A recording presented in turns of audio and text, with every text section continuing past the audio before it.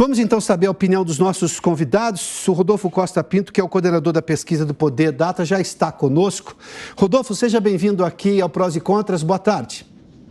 Oi, Piotr. Boa tarde e parabéns pelos 3 meses de programa, completando hoje. Muito obrigado. Rodolfo, a gente está vendo aqui nessa pesquisa que chama bastante atenção. Estou com a informação que o Alberto Carlos Almeida, cientista político, também está conosco.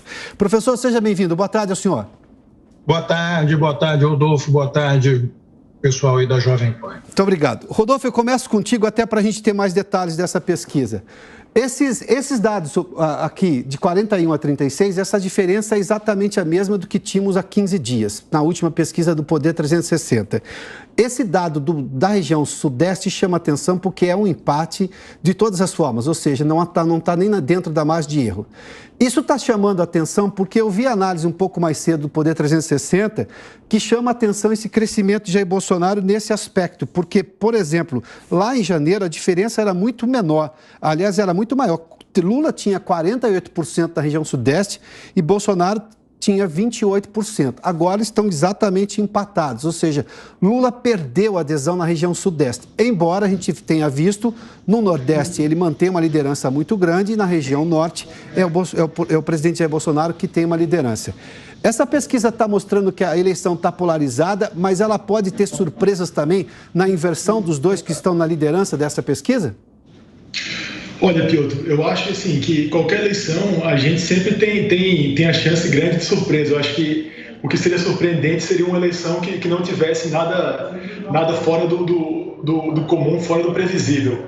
E eu acredito que o que a gente está vendo agora nessa disputa por região, por território, é um reflexo do movimento que a gente vê, que começou ali no final de dezembro, começo de janeiro, de recuperação da avaliação do governo do presidente Bolsonaro, ou seja, ele desde o final de dezembro que vem mostrando assim a cada 15 dias, que é a periodicidade da pesquisa do Poder Data, uma recuperação marginal, ali 1 ponto, 2 pontos, e isso foi se traduzindo para uma melhora de avaliação do governo dele e, consequentemente, para uma melhora também da posição competitiva do Jair Bolsonaro na eleição para presidente. Então, isso é basicamente essa tradução na disputa geográfica da eleição para presidente, né? Rodolfo, só uma informação. A diferença no Nordeste hoje, que a gente vê pelo voto, está, digamos, consolidando essa liderança de Lula, embora tenha 40 milhões de votos, mas enfim. Lá em 2018, esse foi também o cenário para o PT, que à época o candidato era o ex-prefeito de São Paulo, Haddad? É essa a diferença para o candidato petista e para o Bolsonaro naquele momento também? Isso, é um número próximo. Se eu não me engano, o Haddad chegou a vencer em todos os estados em 2018, ficar à frente do Bolsonaro, mas a tendência... Claro que isso muda muito de eleição para eleição, e eu acho que um ponto que é interessante a gente registrar aqui na conversa é que uma eleição ela é uma disputa por espaço. E esse espaço é não só o espaço ideológico de esquerda e direita, mas é também o espaço geográfico, a disputa nos estados. É como essa disputa presidencial vai se traduzir na disputa por governo, na disputa por bancada também em cada estado. Então a gente vai começar cada vez mais, agora que a eleição está entrando numa fase mais pública, que a gente vai ver mais embates, mais debates públicos também, isso vai ficar cada vez mais visível para o eleitorado como um todo. Bom, se a gente teve a vitória de Haddad, sim, aqui em 2018, Haddad venceu em todos os estados do Nordeste e a diferença é parecida com essa, eu posso dizer então que é o Sudeste quem pode decidir a eleição? Porque no Sudeste, na eleição passada, obviamente, a vantagem de Bolsonaro foi muito maior, tanto que se sagrou vencedor. Mas ele tinha isso também nas últimas pesquisas. É o Sudeste quem vai decidir a eleição?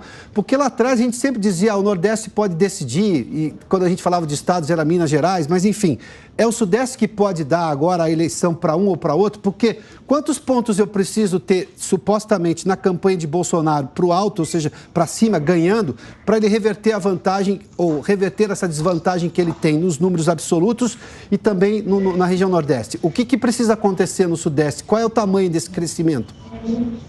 Olha, vai ter que ter, obviamente, muito trabalho das campanhas e das candidaturas nos estados e, sobretudo, no Sudeste. Eu concordo com essa visão de que o Sudeste vai ser essencial nessa disputa, sobretudo pelo tamanho da região. Você tem São Paulo, que é de longe o maior estado em termos de população, consequentemente de eleitorado. Minas Gerais, que além de ser gigantesco em termos territoriais e de população, tem essa característica de que Minas sempre votou no candidato que termina vencendo a eleição depois. Então, sem dúvida, o Sudeste vai ser essencial nessa disputa presidencial nesse ano de 2022. Eu vou ouvir agora o Alberto Carlos Almeida, o cientista político, porque eu fiz esse questionamento em relação se o Sudeste pode ser decisivo, porque eu estou usando os números de janeiro do próprio Poder Data, que Lula tinha 48% na região Sudeste e Bolsonaro 28%. Foi exatamente esse crescimento na região Sudeste que levou a esse número que a gente está vendo, 41-36, e esse empate em números absolutos na região Sudeste. E isso cabe também à candidatura de Luiz Inácio Lula da Silva, ou seja, se ele se consolidar no Sudeste, a dificuldade para outra campanha, no caso de Jair Bolsonaro, de virar a eleição, torna-se ainda mais difícil. Professor Alberto Carlos Almeida, como é que o senhor analisa esses números da pesquisa agora e este momento do país que tudo indica teremos uma antecipação do segundo turno já no primeiro turno? Sim, quer dizer, se os demais candidatos, que não os outros dois, isso é um motivo lógico, né? Se os demais candidatos tiverem uma votação muito pequena, né, quem chegar na frente no primeiro turno vence a eleição já no primeiro turno, né? Nós estamos numa disputa aí que tem um ex-presidente que saiu bem avaliado, né? Hoje, uma outra pesquisa pergunta a avaliação de Lula quando ele foi presidente, tem 60% de ótimo e bom, com um atual presidente que tem uma avaliação bem abaixo da de Lula na soma de ótimo e bom e bem acima de Lula, né? Ou seja, muito negativa na soma de ruim e péssimo. Então, o eleitorado está sendo chamado a decidir por um ex-presidente e um atual presidente, figuras que pautam a mídia, né? O presidente sempre pauta a mídia, né? E um ex-presidente que pauta a mídia também. Quer dizer, então, a eleição está muito concentrada nesses dois candidatos e a tendência é que isso não se modifique. Professor, porque se a gente olhar para os outros candidatos... tem a notícia hoje que o antigo PSL e também o DEM, do União Brasil, provavelmente vai sair daquela coalizão que pretendia formar a terceira via. Mas Ciro Gomes aparece aqui com 6 pontos percentuais, Dória com 4, Janones com 3, Bivar com 1 ponto e Simone Tebet com apenas 1 ponto. Esses outros candidatos, até o momento, não conseguem evoluir. O que a gente viu foi exatamente isso que a pesquisa trouxe dessa novidade. O senhor acredita que ainda pode haver alguma coisa de terceira via que, digamos, mexa nesses números lá em cima? Dificilmente, né? Porque, por definição, né, toda eleição só tem um candidato de governo, não tem 2 candidatos de governo. Nessa eleição, o candidato de governo é aquele que disputa a reeleição. Quando ele é proibido por lei de disputar a reeleição, ou seja, já disputou, já venceu, já foi reeleito, ele apoia alguém. Em 2010, Lula apoiou Dilma. Então, Dilma era a única candidata de governo. E você pode ter 2 ou mais candidatos de oposição. O candidato de governo tem a votação daqueles que avaliam o governo ótimo e bom. E o candidato de oposição tem a votação daqueles que avaliam o governo ruim e péssimo. Então, quando você faz o cruzamento de qualquer pesquisa, né, que disponibiliza os dados, a votação por ótimo e bom, ruim e péssimo, você tem que a votação ruim e péssimo vai toda para Lula. Então, o candidato terceira via tem que tirar os eleitores que avaliam o governo Bolsonaro ruim e péssimo e tem que pegar os votos para eles. Então, esses votos ruim e péssimo, eu repito, estão depositados hoje em Lula. Mas só que eles dificilmente vão conseguir tirar esse voto se atacarem Lula, né, por uma razão de comunicação, da lógica da comunicação política. Se Dória ataca Lula, né? Até ontem ele elogiou Lula, né? Se Dória ataca Lula, o eleitor que hoje está com Lula vai dizer, eu não quero saber do Dória, eu gosto do Lula, estou votando no Lula, ele está atacando o candidato que eu gosto, aí não vai mudar para o Dória de jeito nenhum. Tá? Então, esses candidatos estão todos em saia justa. O voto ótimo e bom é sempre do candidato governista e o voto ruim péssimo hoje é do principal candidato de oposição, que é o PT, que foi derrotado na eleição passada. O eleitor pensa o seguinte, né? O eleitor de centro ali, aquele que muda de voto, né? Eu votei em Bolsonaro. Né? Bolsonaro não está bom. Quem foi que perdeu para Bolsonaro? Foi o PT? Vou votar no PT, vamos dar uma chance. Então, basicamente é isso. Então, é muito difícil, né? E além do que, todos esses candidatos de terceira via, mal ou bem, tiveram com Bolsonaro. Ciro menos. Ciro, no início, disse que ia fazer uma oposição construtiva, quer dizer, meio uma oposição governista, né? Mas os demais, todos eles tiveram com Bolsonaro. Simone Tebet fez campanha para Bolsonaro no Mato Grosso do Sul. Enfim, todos eles, teve Bolsodória, quer dizer, então, para o eleitor, essa imagem já está consolidada. E a avaliação de Bolsonaro é muito ruim. Tá? E é isso, né? Eles são vistos mais como bolsonaristas do que como opositores do governo. Por isso, dificilmente eles tiram um ruim péssimo hoje depositado em Lula. Rodolfo, volto a você, levando-se em conta o que disse o professor Alberto Carlos Almeida. Eu tenho ainda uma zona de eleitores que podem ter simpatia, sim, pelo governo Bolsonaro, embora tenham críticas, e também possam ter simpatias, sim, pelo próprio presidente Lula, mas tenham restrições ao PT, ao governo do PT, aos problemas econômicos, sobretudo na gestão de Dilma Rousseff, ou da sustentabilidade das políticas de Lula que caíram no colo de Dilma Rousseff. Eu tenho esse grupo de eleitores que pode decidir a eleição, ou seja, ele tem simpatias, ele vai descobrir lá no dia da votação se a simpatia é maior ou menor por aquele candidato e decidir votar por um ou por outro, já que a gente está com esse clima de polarização?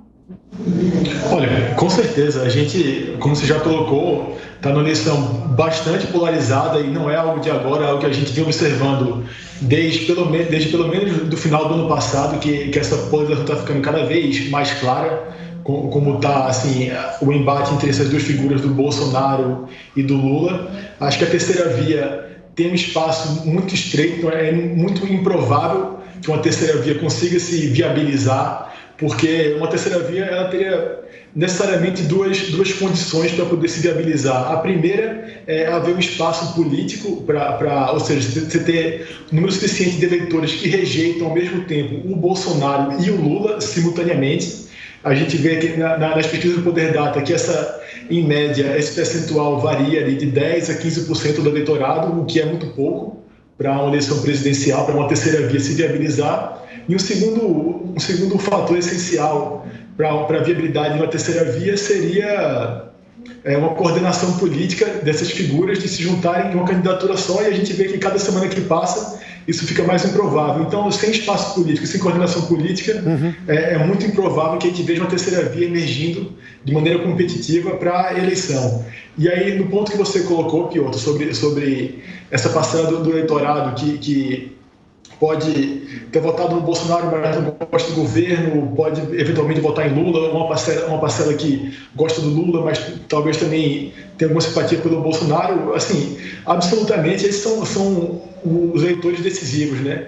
E uma coisa que é sempre importante a gente ressaltar em qualquer conversa sobre eleição, sobre pesquisa, sobre política, é que a gente que trabalha com pesquisa, com jornalismo, a gente vive nessa nossa bolha imerso em tudo que sai de notícia, de Twitter, de nota. A gente está sempre lendo tudo, buscando tudo, sempre informado, mas a grande parte da população não vive nessa nossa bolha de informação o tempo todo, sempre imersa nesse mundo. Então, para essa população mais ampla, o debate eleitoral está começando praticamente agora. A gente passou ali pela janela de filiação partidária e agora que vai começar a ter um pouco mais de exposição dos candidatos, das candidaturas, dos debates. Então, assim, esse é um processo que, apesar da gente que vive nesse mundo já está imerso nisso há muito tempo, para a grande população isso está começando agora e que só vai se intensificar daqui para frente. Ou seja, tem muita água para correr ainda nessa eleição até outubro. Bom, daqui a pouco a gente vai se colocar na ponte para ver essa água correndo com o professor Alberto Carlos Almeida, mas vamos colocar mais gente nessa discussão, porque nossa equipe também foi às ruas para saber a opinião das pessoas. E aí, o que elas acham do tema, ou seja, se a eleição realmente está de fato polarizada, agora com essa novidade da pesquisa que mostrou 3 regiões do país onde há empate, se não absoluto, no caso do Sudeste, empate dentro da margem de erro de 3 grandes regiões do país, ou seja, o Sudeste em termos absolutos, o Sul e o Centro-Oeste. Elas acham que realmente está polarizado entre Lula e Bolsonaro. Acompanhe. E aí? Está em aberto, na minha opinião. A gente ainda não tem certeza de quem vai ganhar. Bolsonaro, eu acho que deu uma retomada. A impressão que eu tenho é que aquela ideia de que o Lula já tinha ganho no primeiro turno, eu acho que é meio construída demais. E o Bolsonaro está com a máquina, com o Estado do lado dele, né? Mas acho que o Bolsonaro leva essa. O Brasil cansou, né, de corrupção, de ver tanta coisa errada que no governo PT fez e que a gente está tentando corrigir ainda, né? Não é o ideal, mas entre PT e Bolsonaro, acho que a população vai escolher Bolsonaro. Eu acho que sim, entre Lula e Bolsonaro. Eu sou Bolsonaro, tá? Se o Lula falasse menos besteira, eu acho que seria melhor, sabe? Mas já que ele fala muita besteira, o Bolsonaro está mais à frente dele ainda.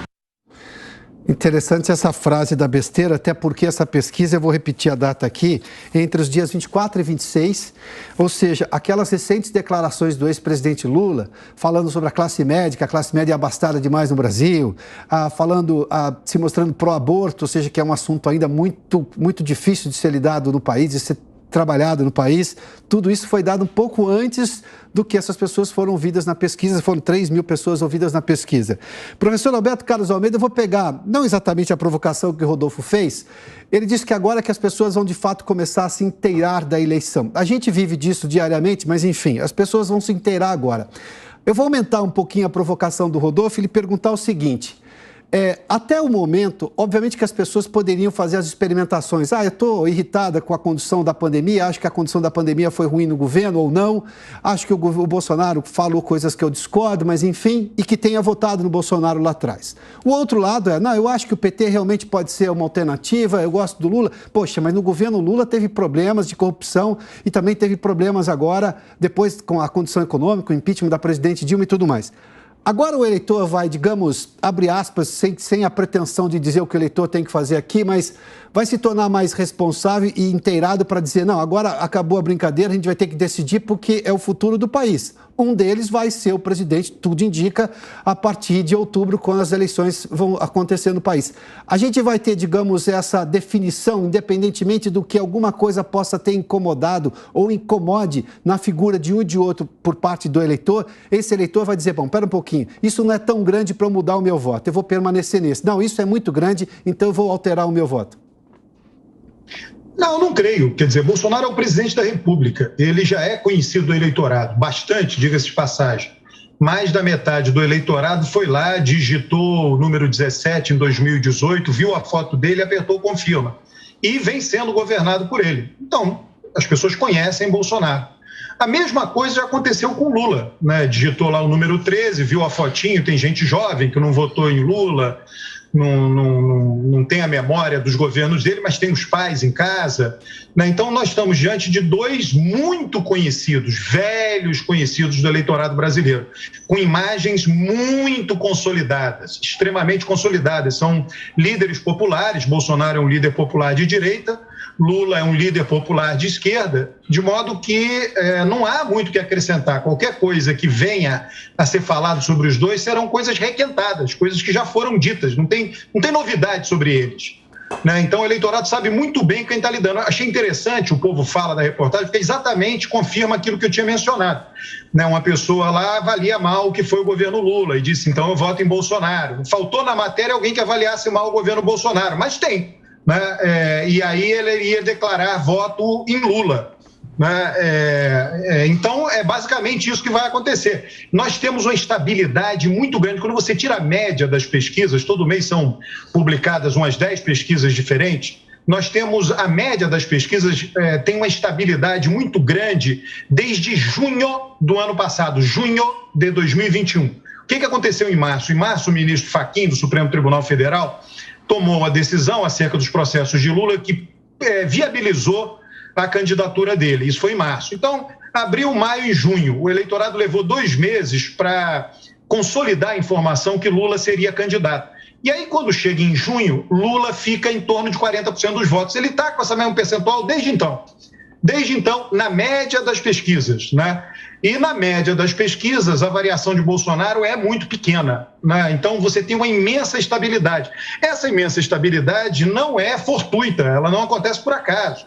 Ela acontece pelo que eu acabei de dizer. Eu comecei falando sobre isso. São dois velhos conhecidos do eleitorado. Um presidiu o país por 8 anos e o outro já preside o país por mais de 3 anos. Não são figuras desconhecidas do eleitorado, ao contrário disso. Então, a coisa é muito consolidada, né? E aí vai ter alguma turbulência, sempre tem algum efeito de mídia, alguma turbulência, mas e toda eleição, tradicionalmente, é eleição de continuidade ou de mudança. Né? Você tem o eleitor de direita, o eleitor de esquerda, o eleitor de direita assegura a existência da direita, o eleitor de esquerda assegura a existência da esquerda. E o eleitor de centro assegura a alternância entre esquerda e direita no poder. É impossível que uma governe para sempre. Nunca nós teremos um governo eterno da esquerda, nunca teremos governos eternos da direita. Né? Vai haver alternância porque tem esse eleitor que muda de voto. Esse eleitor é o eleitor que é mais afetado pelo que eu acabei de falar, a eleição de continuidade ou de mudança. Né? A eleição, por exemplo, do Plano Real, 1994, a partir de julho, foi a eleição de continuidade. A eleição de Fernando Henrique, as pessoas queriam mais continuidade, votaram no governo.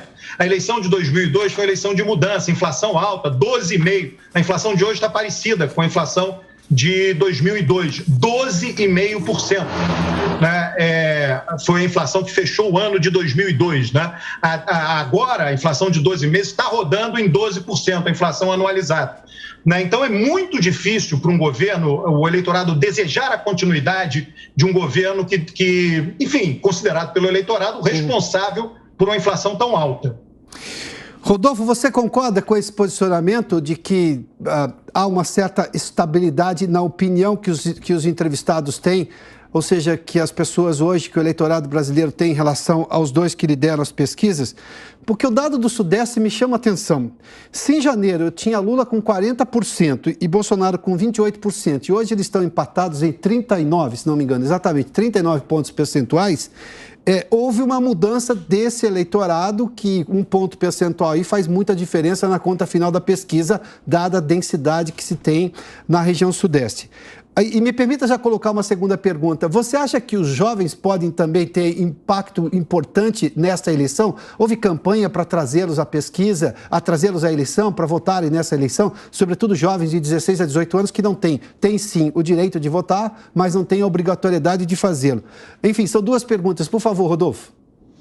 Olha, eu acho que a gente olhando a eleição no nível macro, no sentido de é uma eleição polarizada, sim ou não, sim.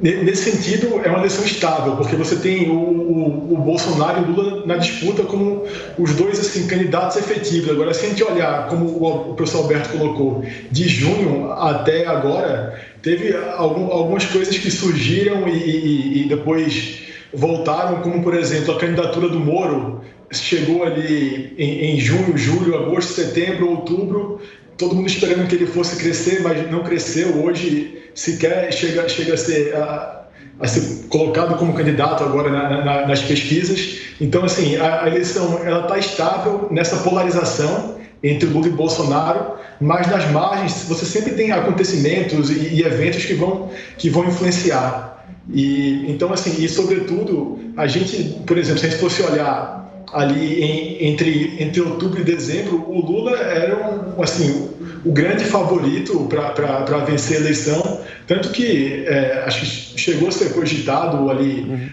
entre a turma do PT uma eventual vitória no primeiro turno, mas o que a gente vê foi que de dezembro até agora o governo Bolsonaro começou a se recuperar, a ficar sendo um pouco melhor avaliado, e isso impactando na chance da eleição dele e na posição eleitoral dele na disputa pela presidência. Então, ainda tem muito a acontecer, e como eu já coloquei antes, assim, esse debate eleitoral com uma população mais ampla tá começando agora, e ele só vai se intensificar daqui para frente. E no seu outro ponto, Piotr, sobre o eleitorado jovem, eu acredito que o seguinte: quando a gente pega a população, o eleitorado segmentado, a faixa mais jovem, de 16 a 24, é a menor faixa que tem no eleitorado. Eles são hoje, se eu não me engano, 13% do eleitorado. E depois dessa campanha que teve de alistamento dos eleitores, se não me engano, aumentou algo em torno de 0,2%, 0,3% o tamanho dessa faixa. Então, foi um movimento muito pequeno. Então, assim, claro que numa eleição disputada como essa está sendo, qualquer voto vai contar, qualquer segmento vai ser importante dos candidatos conseguirem atrair para suas esferas. Mas eu acredito que o voto, por exemplo, da faixa mais velha, ali dos 55 para cima, vai ser muito mais influente, porque esse é um eleitor que apresenta uma tendência a ir de fato para a urna votar muito mais alta do que o eleitor mais jovem, especialmente aquela faixa de 16 a 18, que tem pode ter uma tendência maior a sequer ir votar por eventualmente não estar satisfeito com os candidatos, ou por simplesmente não ser uma faixa muito politizada do eleitorado ainda. Então, eu acredito que a faixa mais velha seja uma faixa até mais engajada e mais importante para as campanhas de irem atrás ao longo da campanha. Eu tenho uma última pergunta ao professor Alberto Carlos Almeida, só para anunciar, porque a gente vai ver muito dos simpatizantes agora dessas duas candidaturas. Neste 1º de maio, que é exatamente o dia de domingo, há manifestações previstas para ambos os lados, de ambos os lados. Aliás, terá uma cobertura especial aqui da Jovem Pan no domingo, tanto durante a manhã, onde há a previsão de uma manifestação pró-Lula, e também durante a tarde de uma manifestação pró-Bolsonaro, ou seja, essas candidaturas já saíram à rua, pelo menos do ponto de vista dos simpatizantes. Professor Alberto Carlos Almeida, uma última pergunta para o senhor. O senhor acha que esse eleitorado jovem, seja pela capacidade dele numérica, que o Rodolfo está dizendo que é muito pequena, a diferença do alistamento não cresceu muito, mas, claro, numa eleição polarizada isso conta, qualquer voto pode contar, acho que o Rodolfo deixou isso bem claro, mas, enfim, houve uma campanha para trazer esses jovens, obviamente, se manifestam muito em rede social. Você acha que ela vai ser decisiva, ela pode ter uma importância nesta eleição especificamente? Eu duvido, quer dizer, a eleição mais apertada que nós tivemos no segundo turno foi quando Dilma derrotou Aécio, com a vantagem de 3,18%. Tá? Isso dá 3 milhões de votos, então é absolutamente irrelevante. Você pegar, por exemplo, né, já tem vários estudos aí, Piotr, sobre o falecimento, né, a maioria adultos, por Covid. Né? Então, 700 mil brasileiros morreram por Covid. Foi mostrado que esses brasileiros mais morreram nos lugares com mais voto para Bolsonaro, porque Bolsonaro ele minimizou a Covid, normal, até que mais bolsonaristas tenham morrido. Então, vamos supor que dos 700 mil mortos pela Covid, 500 mil tenham sido bolsonaristas e 200 mil tenham sido lulistas. Isso não faz a menor diferença do ponto de vista eleitoral. Nós estamos tratando de grandes números. Na eleição passada foram 100 milhões de votos, né, ainda que por conta da forma que Bolsonaro lidou com a Covid, mais bolsonaristas tenham morrido por conta da Covid, ainda assim isso não seria suficiente para prejudicar o presidente na eleição. O que o prejudica é a inflação. Né? Como eu disse, a inflação é muito alta. Né? Todos os presidentes... a economia, mas a inflação é uma soma, quer dizer, é perda do poder de compra, inflação com desemprego. Né? O que o Rodolfo falou não é incompatível com o que eu falei. O Rodolfo falou baseado em uma pesquisa que ele coordena. Eu falei baseado na média das pesquisas. Então, são duas coisas compatíveis. Nós estamos nos referindo a números diferentes. Tá? Rodolfo até se referiu à candidatura Moro, mencionando os meses de junho, julho, agosto, setembro, mas ela só foi lançada em novembro. Na verdade, no final de novembro, início de dezembro. Ali ela estava na intenção de voto, mas ali meio titubeante, colocava sem ele se colocar como candidato. Ele se colocou como candidato a partir do final de novembro do ano passado, início de dezembro. Né? E não cresceu. Né? O fato é que, quando você pega a média das pesquisas, ele não tirou voto. Ele na verdade, ele pegou voto dos demais candidatos. Ele não pegou voto nem de Bolsonaro, nem de Lula. Quando Bolsonaro perdeu um pouco de voto na série da média das pesquisas do ano passado, ele perdeu votos para os não votos. Né? Em toda pesquisa tem aqueles eleitores, não sabe, não responde, não tem candidato ainda. Né? Então, quando Bolsonaro... E agora ele retomou do não voto também, né? E um pouco de Moro foi para Lula. Então, toda vez que eu estou falando aqui de números, eu estou lidando com 10 pesquisas ao mesmo tempo. Sim. Eu faço todo mês a média das pesquisas. Então, é compatível com o que o Rodolfo falou. Senhores, muitíssimo obrigado pela participação no nosso debate aqui no Prós e Contras. O Rodolfo Costa Pinto, que é coordenador da pesquisa do Poder Data, que nós divulgamos há pouco, foi divulgada hoje, e também o professor Alberto Carlos Almeida, cientista político. Senhores, obrigado uma vez mais, boa tarde, hein?